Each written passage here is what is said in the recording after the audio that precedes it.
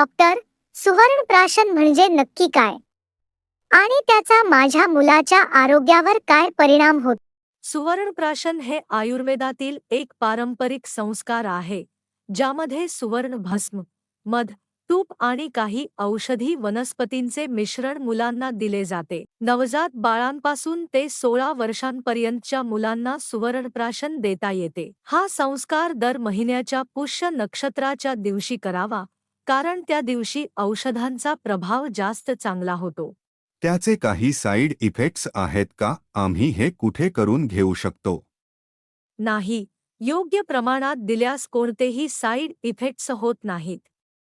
उलट, यामुळे मुलांच्या बौद्धिक व शारीरिक विकासास मदत होते. पण ते प्रमाणाबाहेर दिल्यास त्रास होऊ शकतो. धन्यवाद, डॉक्टर. आम्ही नक्की हा विचार करू.